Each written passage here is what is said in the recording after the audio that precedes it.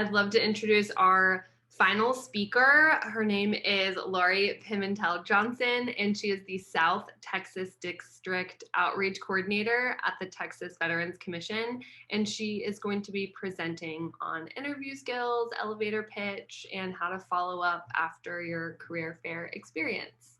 So over to you, Laurie. Thank you, Amanda. Thank you for the introduction. Love to see all these wonderful faces in here. And Sharon, you just keep those questions coming because you keep it lively in here. And Maggie, love the powerhouse red that you're wearing today. So my name is Laurie Johnson. I am a district outreach coordinator for South Texas District, which covers San Antonio down to Corpus Christi, the Rio Grande Valley, and east out to Victoria. So we do have a pretty large rural area that we cover. Today, as she stated, I'm going to go ahead and talk about preparing for those virtual interviews and crafting your elevator pitch, which we all love because we love to talk about ourselves, right? And that's a joke. Crafting your elevator pitch can be difficult, but we're going to go over some I guess little stepping stones that you can take to create that. And then we're going to talk about following up. So following up after a interview, following up after a post event, as far as the virtual career fair. I'm going to take the advice of the ladies and take off my glasses so you guys don't have a reflection. So I am an Army veteran. I've been with Texas Veterans Commission a little over 5 years now. And I really enjoy my job. So like Sharon says, I do not plan to leave Texas Veterans Commission anytime soon. If you folks bear with me, I'm going to go ahead and pull up my slides.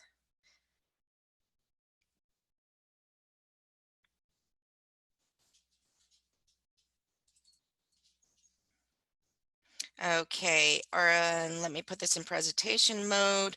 Are you guys seeing it in presentation mode? Not in presentation mode yet, but we can see the slides. Now? Yes. Did I get it straight? Okay, let me go back. Okay. So as discussed, we're going to talk about your interviewing skills, elevator pitch, and follow-up. Our objective is to learn about interviewing skills, specifically the virtual interviewing, creating that elevator pitch, and then following up after a new connection or an interview. So number one thing is when you go to an interview, you want to be very authentic. So be you. This is the time for the company to get to know you and see how well of a fit you are for the company. And don't try to be the person that the interviewer, that you think the interviewer is looking for. Again, it's all about if you've gotten the interview, you've already made it to, I guess, the finish line. Now it's time to showcase who you are and what you could bring to the company. And again, it's all about the company. It is not about you. So just be authentic in who you are. Let them decide whether or not you're going to be a good fit for their company. And this will also highlight what you can offer and make it easier for them to make their decision whether or not you're a good fit. So just be authentic in who you are. That's the number one thing. And take your time. Practice some responses to potential interview questions.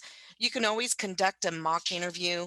Veterans, career advisors are always willing to do like a virtual mock interview with you. So do reach out to the Texas Veterans Commission, to their veteran career advisors to maybe schedule a mock interview. And not only that, then you get a nice little sense of how you portray yourself through video. Okay. Definitely use your verbal communication, proper grammar, no slang language, stay away from the acronyms as Maggie had put out in her presentation. Even though it may be common knowledge to maybe the Army side of the house, it may not be common knowledge when you're talking to an Air Force personnel. Same thing when we're talking to our civilian counterparts. They may not know what PT is, but across the board, most veterans know what PT is. So stay away from any slang language. The ums and the uhs and those are natural, but just try not to overdo those. Researching the company, as Maggie says, you got to research the company. You need to know their culture. You need to know their mission statement, their vision. Okay. And understand what job you're applying for.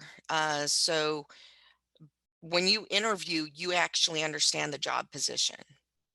Let the interviewer know in detail why your qualifications and experience and your skill set makes you deserving of a second interview. So if they do have like a round of interviews, you want to let them know and highlight your qualifications in the first interview, whether that's a phone interview, it is just the first level of interviews, and they're going to move on to a second interview. You also want to showcase that you're interested in that second interview and you look forward to the second interview.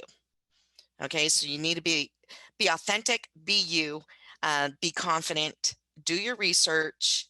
Okay, definitely use voice inflection and your facial expressions to show excitement. If you come across, and I think this was talked about earlier in the workshop, where Sharon had mentioned, I think it was Sharon had mentioned our military bearing. A lot of veterans, we keep that stone face. We don't really smile. We answer the questions as if we're before a professional military board.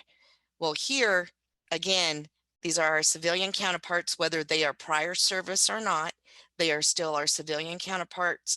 So inflection and expression. Okay, and not only that, that shows you're authentic in who you are. A little bit to go back on that one again on 3, that last bullet. Say, for instance, I'm interviewing for 2 administrative roles. One is operating our front desk. And no, let's say it's one role, operating the front desk as an administrative assistant. And I interview Maggie, and then I interview Sharon. Maggie is full of smiles. She's very welcoming, very personable. And although she's qualified, Sharon seems to be best qualified. So I interview Sharon. Sharon has that military stone face, structure, no smile, even though she's a pleasant person, but as she's interviewing, she's trying to keep her military bearing. And even though she is more qualified than Margaret, I'm probably going to go with Margaret because that is the face that's going to be sitting at my front desk in greeting clients as they come in. So whether it's clients or customers, the receptionist, the administrative assistant is the face of the company, and that is their first interaction they have, or the client has, is with that front desk personnel. So even though Sharon's best qualified and has the best education, I'm going to go with Maggie. So again, facial expressions are key. Practice, run through those mock interviews using interview technology. When we all first came into, well, we were thrown into working from home. We were kind of like bouncing around, feeling our way out in the dark on how do we do these virtual events? How do we do virtual meetings? We had to learn MS Teams. We had to learn about Zoom. That was not part of our normal activity when we worked in the office. The more we used it, the more comfortable we become with it. So practicing and doing those mock interviews, utilizing different platforms is key. Okay. This will show how you are seen and heard, how the lighting is. And I think they discussed about this before too, is you want to see what your background looks like. You don't want clutter in the background, as Gina had said, and you want to make sure your lighting is good. So as you practice, and you practice with these different platforms, you get to know what works best for you. Okay, your position, your posture, you definitely want to be sitting up straight. You want to maintain eye contact. So although I'm briefing off my slides, I do glance up at my little camera hole, and that does take some practice, because all it is just a hole in my laptop, but I'm staring at it as I brief the slides. But I'll glance back at my slides, but I'll come back to the camera. So with that, you want to be able to make eye contact, okay, by looking at the webcam, and slouching, yawning, fidgeting. So I do talk with my hands a lot. So you do see my hands pop up, but if I were in an interview, I may not be doing that, because I'd be a little bit more composed and aware of my body movements. Dressing for success. This was also talked about. You're going to dress the same way that you would for an in-person uniform. So that is talking, for men, a collared shirt, a jacket, perhaps a tie. And I do say dress all the way down to the socks and shoes, because if you were to get dressed, let's say jacket and tie, but you had sport shorts, like basketball shorts on, you're still going to be kind of in that relaxed state, to where if you're fully dressed, you're going to feel more professional, and you're going to come off more professional. What happens if something happens and the camera drops? There was actually a video of a news reporter who was dressed from the waist up, and he was reporting, but he dropped his camera, whether that was his cell phone or his laptop. He dropped it, and then you could see his bare legs because he had shorts on. You don't want to be caught in an interview like that. So I do say dress, all the way down to the shoes. What if you have to get up and adjust your camera and you stand up? You don't want Mickey Mouse pajama pants on. Okay, so do dress the way you would for an in-person interview. That means clean shaven. Pay attention to your appearance, as Gina had stated, like with the makeup. So also avoid wearing bright and distracting colors. Maggie, I call it the powerhouse red. She's wearing red today. It's not distracting, but it is a power color. So if you were going to an interview, I may not wear red in my interview. The other ladies may have a little different opinion, as we are all very diverse in our own opinions and thoughts. But maybe if you wore a red blouse or something with red in it, like red flower prints with a jacket, you're wearing red, but yet it's not red, like, I don't know. I don't want to come off wrong, but like red, it to me is a powerhouse color. So that automatically, like I see Maggie, I see her in control, so as you're interviewing, you may not want to come out as the one that's in control. So jewelry, stay away from those outstanding or noisy jewelries. You don't want to wear bangle bracelets in case you are moving your hands. You don't want to, you don't want them to hear the clink, clink, clink, clink. Especially if you're going to be wearing like a headpiece like I do. You don't want earrings that may be tapping against the headpiece or the mouthpiece. So minimum jewelry. Okay, because you want the interviewer to focus on you. So no distractions. And again, that goes to your background. If you could find just a blank wall, maybe with a picture or a mirror on it, just something very simple. So preparing your environment, position your computer and webcam so there is a blank wall behind you, or so it appears you're in a professional setting. So it doesn't matter if you got a mess and a clutter in front of your camera, as long as behind you, it is a clean slate, so that When you are presenting yourself, their focus is on you and not what's going on behind you. Make sure the television is off, the radio. The other thing, your cell phone. Make sure your cell phone is on mute, or silent. Make sure it's on silent. I would not have it on the desk because even though it's on silent and it vibrates, you can hear the vibration. So make sure that that kind of stuff is off.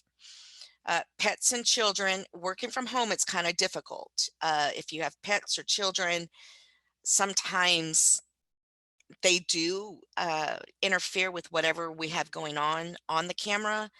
But if you're able to go ahead and make sure that maybe someone can come in and watch the kids, your dogs are in a different location, um, away from you, so that in case they do bark, it doesn't come across on the screen.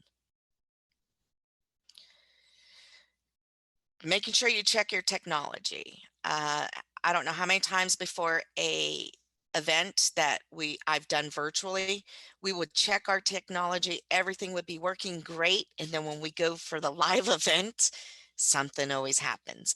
But you just have to be able to adapt to it, overcome and adapt.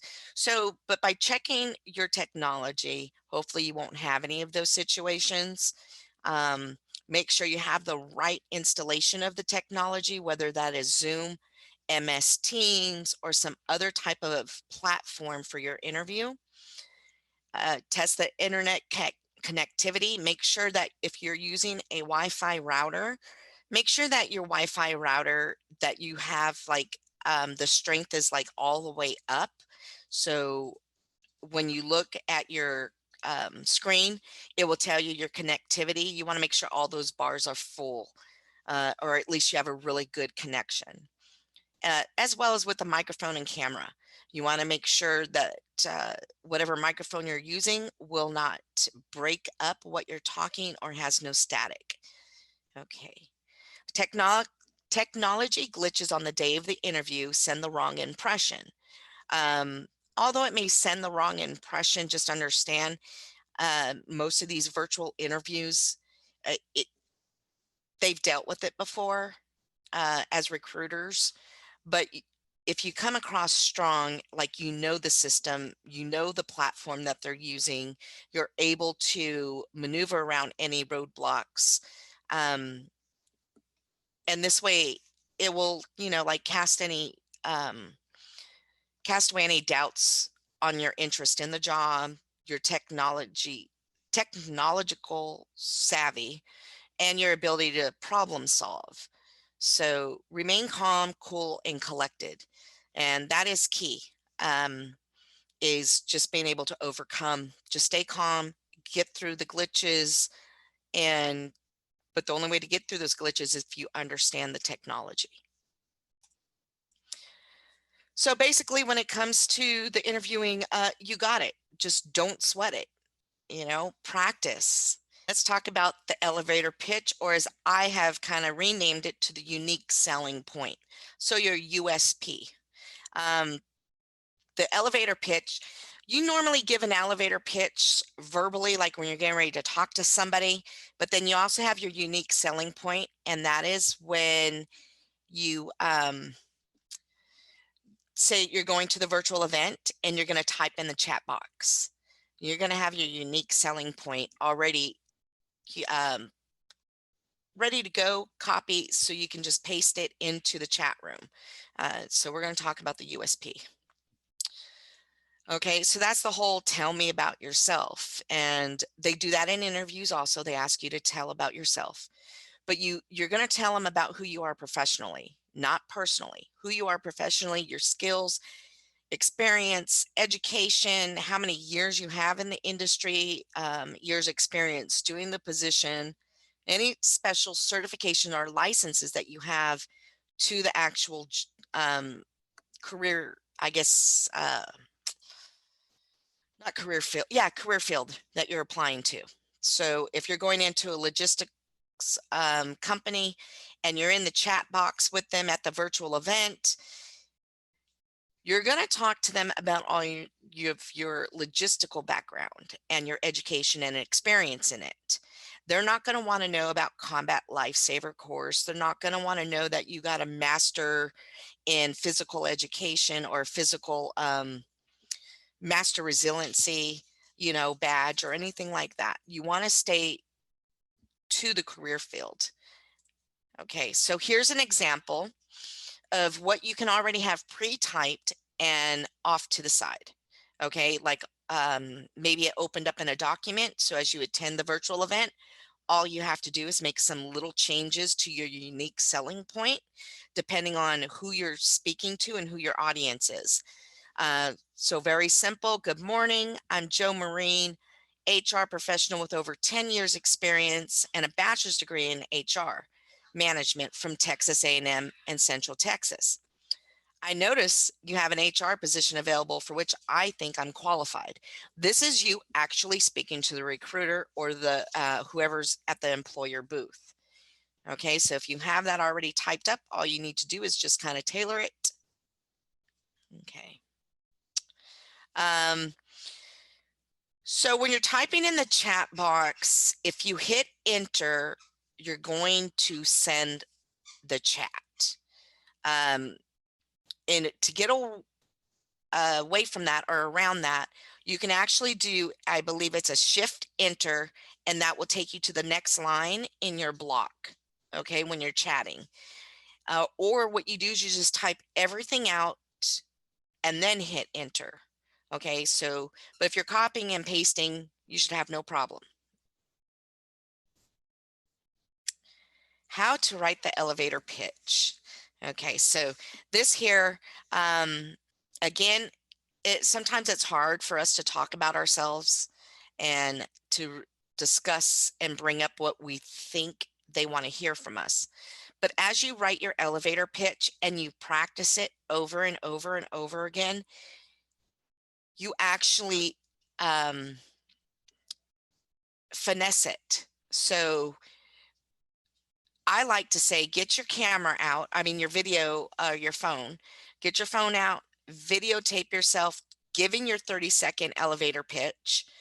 And with that, you can actually look and see what your facial expressions are like, where your eyes get pulled away from, if they get pulled away from your audience, if how you're saying words, or maybe you feel like, oh, after listening to it, I need to restructure it.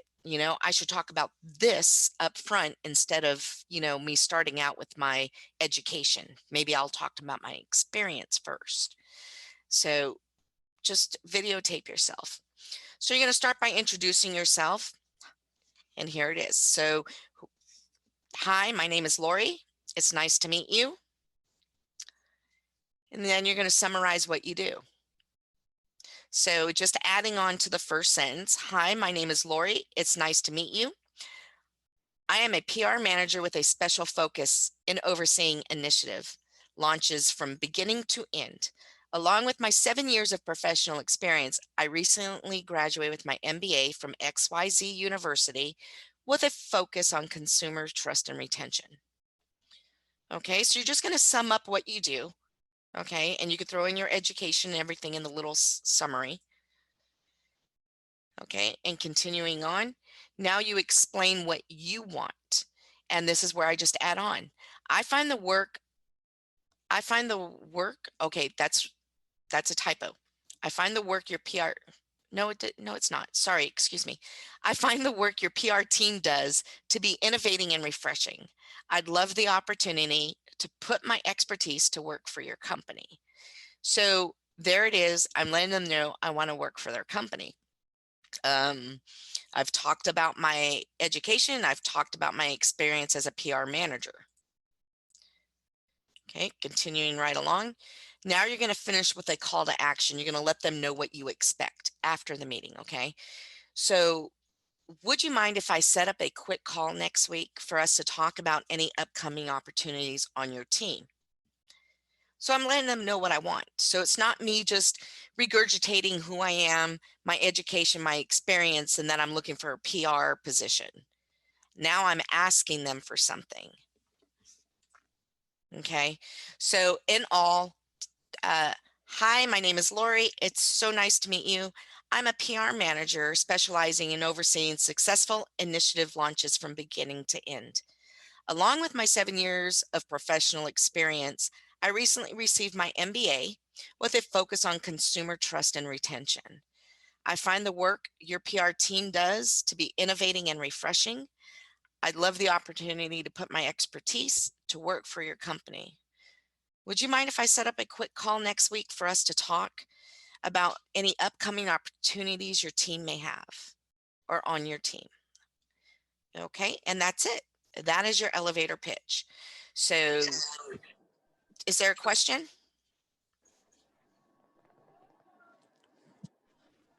Nope. Okay, so some tips.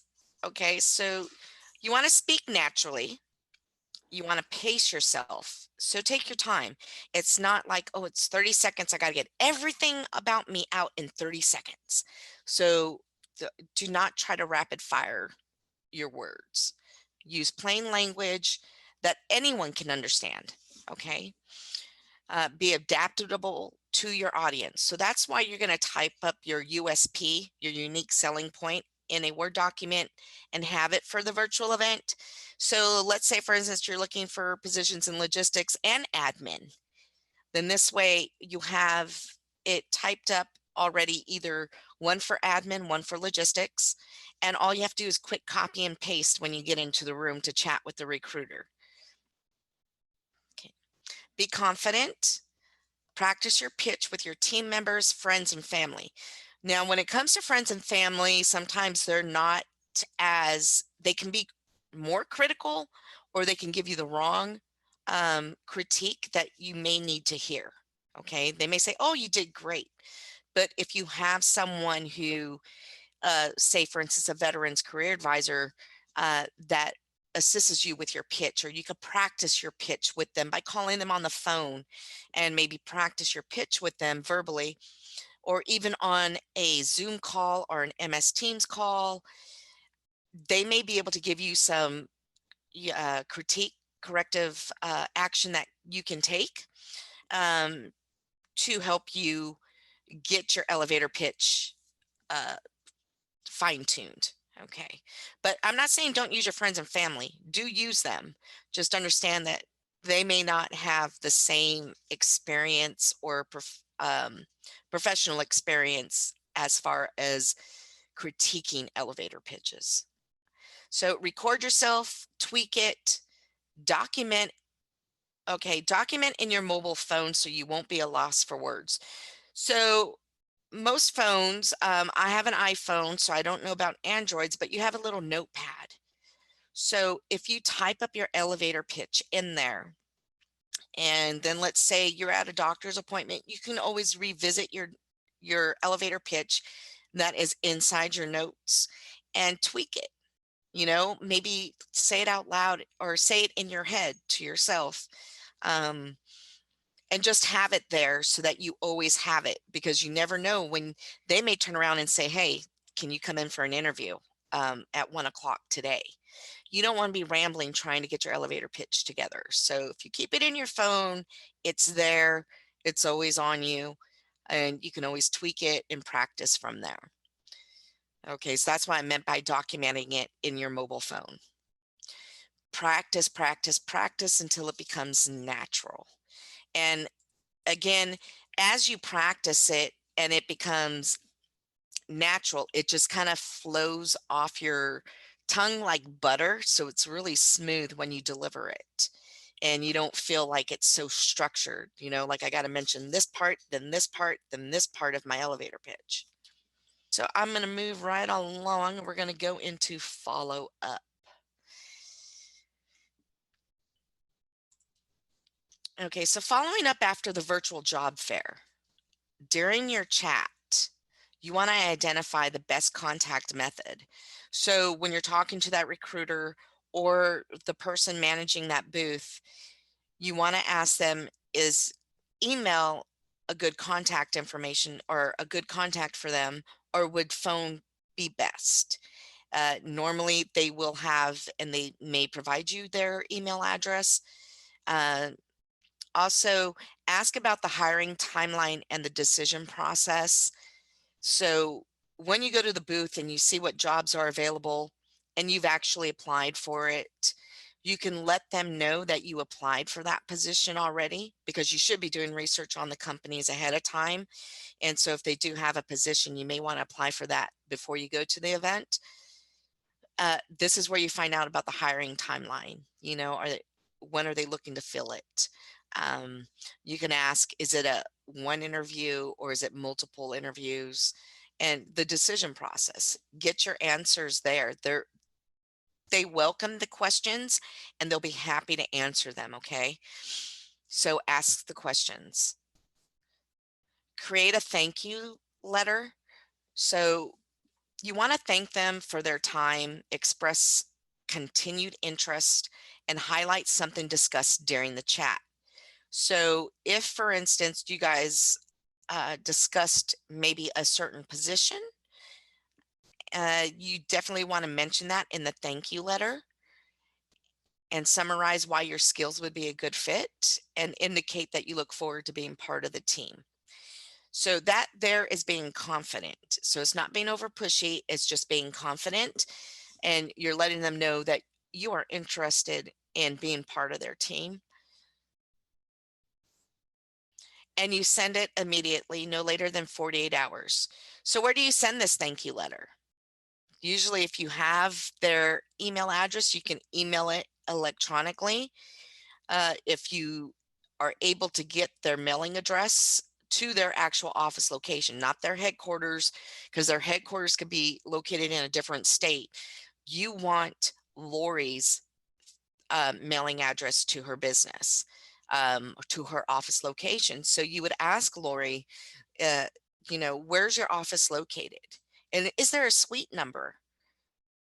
So they can give you the address. You have their name, because their name should be highlighted inside the chat. And you can email or mail it to them, snail mail, which is sometimes kind of nice. But then again, right now we're all working from home, so they may not get it. So probably go electronically with the thank you letters. And again, you really just want to thank them for their time. Okay.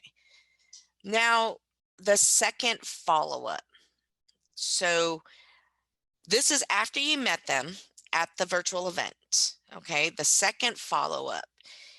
If the position is not filled, so let's say, for instance, the position you applied for, it is still showing that it's open out on their website, contact the recruiter, because remember, you asked them the best way to contact them, whether that was email or phone. And so the other thing you can do is find them on LinkedIn and hook up with them on LinkedIn, because then you can also message them through their messenger in LinkedIn. But follow up, find out, oh, I noticed that the PR position I applied for is still open. Yeah, and I discussed it with you at the virtual event with American Legion. So I was wondering, is there any additional information or documentation I can provide you that maybe was not provided previously? Okay, so let's say, for instance, you find out that it closed and it is filled. So now you can just, thank them for their time again, and then be sincere and ask about other opportunities. So I hope that makes sense there. So if there's any questions on that, we'll go into the checklist. Okay. You're going to register and create your profile. You're going to select employers and jobs of interest, research your companies, prepare your job portfolio. Make sure you have all the documents you're going to need, whether that's a DD-214, any certifications. Make sure you have that stuff handy. You're going to develop that USP or that elevator pitch. Okay. And what about questions? You should have some questions that you may want to ask the recruiter before you actually go into their booth. And usually you don't want to ask them any questions about the jobs benefits. Do you guys work Monday through Friday? Because all that stuff should be in the job announcement. So you don't want to ask them anything that is actually on the job announcement. But you do want to come up with some questions, probably in reference to their company. And you can develop questions by researching their company online. Checking your technology. So when we talk about those virtual interviews, you want to make sure your technology and you're tech savvy with the different platforms that are out there. You can also ask the recruiter when it comes to interviewing what platform they use. Okay. Because there's different platforms out there. Don't forget, you got to set up your environment, practice your approach techniques. Okay. Prepare your professional attire, get a good night's sleep, take notes during. I like to keep like a little notebook, just the simple, what are they called? You know, these composition books. So I like to keep a composition book. So as I'm chatting with somebody, whether it be on the phone, whether it be my boss, whether it be Sharon, whether it be a team member, I like to take notes. As you talk to recruiters in different companies, you're going to want to take notes. Okay. Because you may get off that virtual event and 30 minutes after the event, you'd be like, oh, which recruiter did I tell them I was going to reply back to them about something, or I told them I was going to forward them something, and you can't remember which recruiter it was. So just take notes during the event. And last slide is follow up. And so again, following up is key. Recruiters are human beings. They're just like you and me. They're there to answer questions. They love to answer questions. So it's not,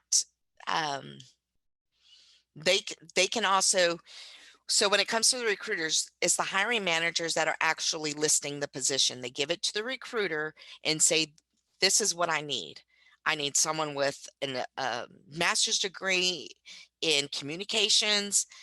They need to have at least 10 years experience to run my department, and they need to have leadership and X, Y, and Z experience.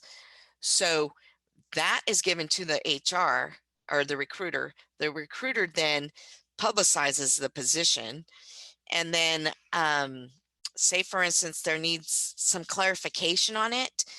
If the recruiter has a good relationship with the hiring manager and you have a question about that actual position and you want some clarification, that recruiter can go to the hiring manager and find that information out for you. So recruiters do love to help. They have a job to do, and that is to fill these positions with the best candidates. You want to showcase that you are the best candidate for that position. And the best way to do that is to know the company you're applying for, know their culture, and make sure that their values line up with yours.